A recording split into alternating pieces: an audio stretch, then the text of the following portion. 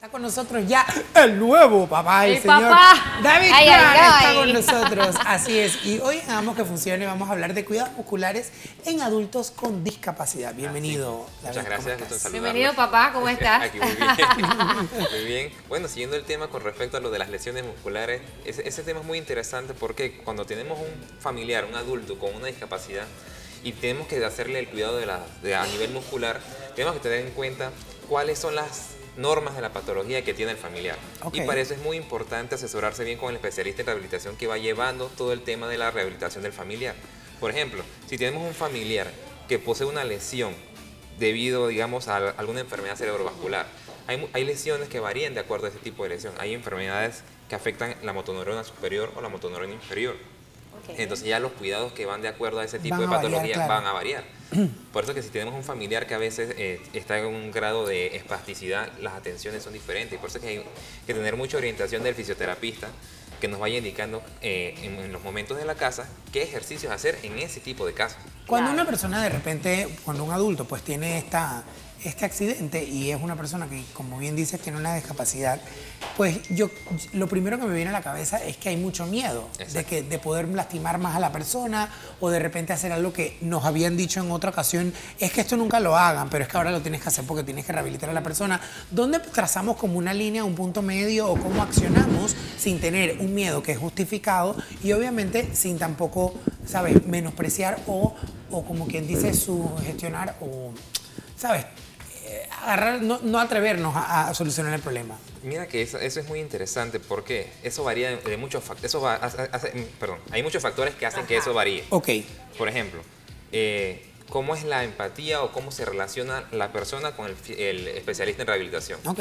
Porque esa empatía ayuda a que uno asimile mejor la información que da el Ok, especialista. claro. ¿Por qué? Porque Ningún material forzado entra en ningún cerebro. exactamente, por ese miedo.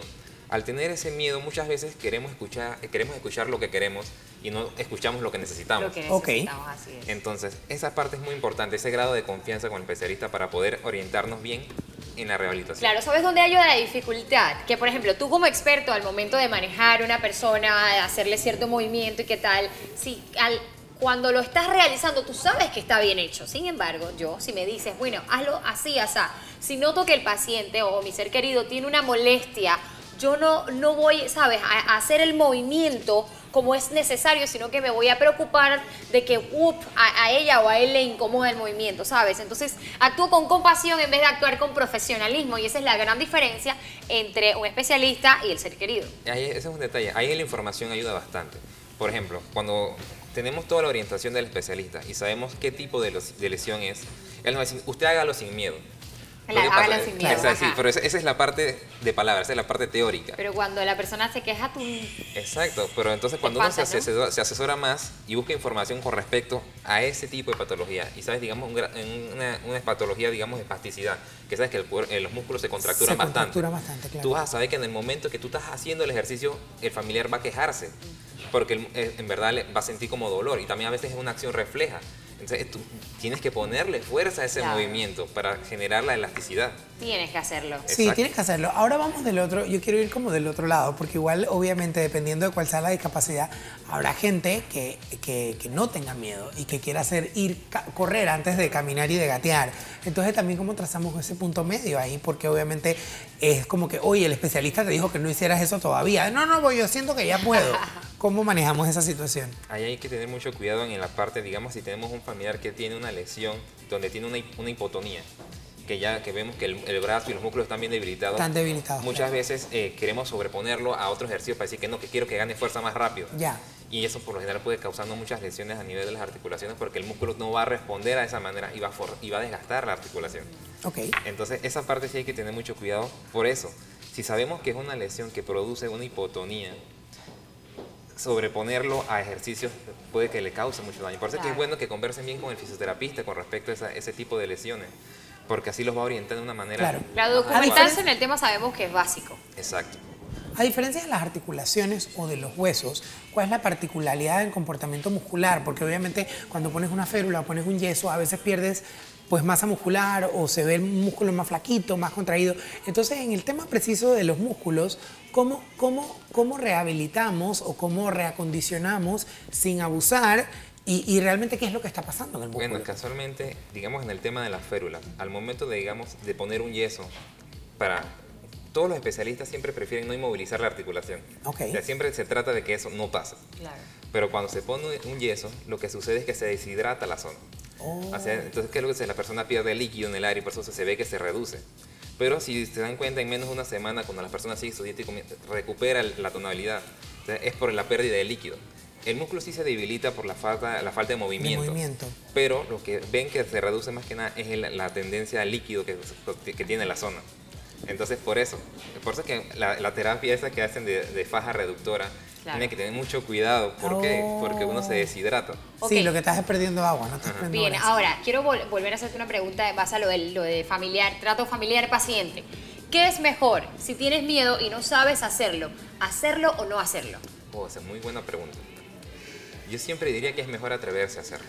Okay. ¿Sí? Siempre es mejor atreverse, porque no hacer nada después te deja con el sentimiento de impotencia que pude haber hecho algo. Seguro. Okay. Es mejor intentar y equivocarse paso a paso, pero con una buena asesoría, a no hacer nada y dejar que después las circunstancias empeoren. No hay que saltarse esos tratamientos o esos ejercicios o masajes necesarios. Hay que intentarlo. Claro, siempre hay que atreverse a intentarlo, porque es mejor hacer algo. Mira, que hubiese dicho yo que lo mejor era no hacer nada y esperar, ¿ah? Pero gracias por aclarar esa duda. Ahora te tengo otra pregunta. Igual, por ejemplo, cuando estamos... preguntativos. Para eso nos pagan.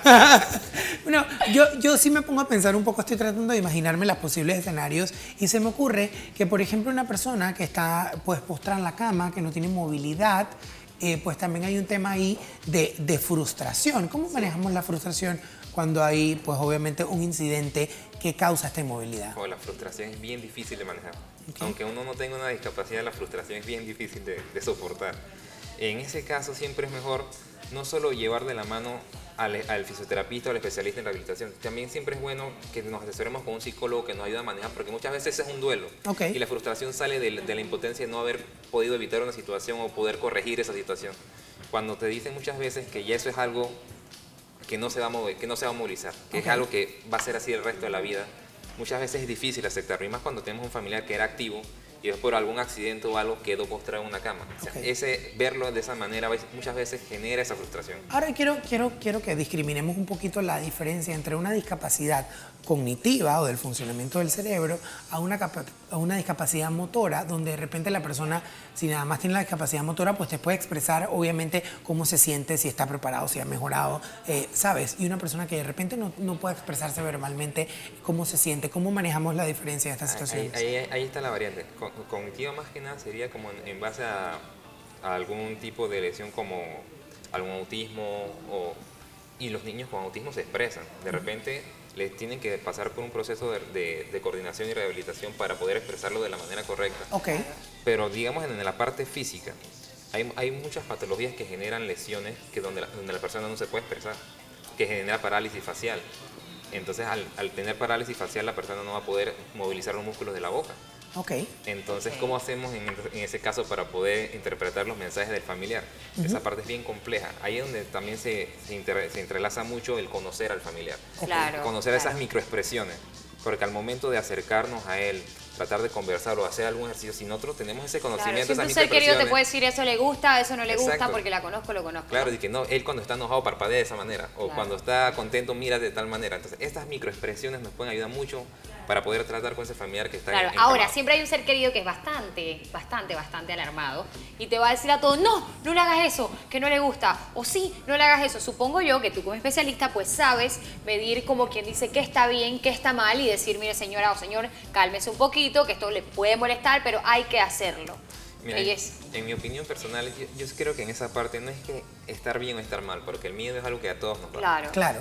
El detalle está en cómo poder ayudar a ese familiar a superar ese miedo para que pueda dar el mejor esfuerzo por ese familiar que tiene una discapacidad. Y esa parte es difícil. Por eso cuando las personas se frustran, muchos especialistas a veces regañan a la persona. Es que es verdad, porque a veces hay que regañarlo para que como que reaccione. Claro, para que un poquito. se reinicie el proceso. Así es. Oye, David, nos vamos a quedar entonces con ese mensaje, pero muchísimas gracias, como siempre, por todas tus intervenciones y bueno, felicidades una vez más. Oye, por sí, tu y nueva a Melanie bendición. Guajardo, nuestra especialista también. Así es. La madre. Oye,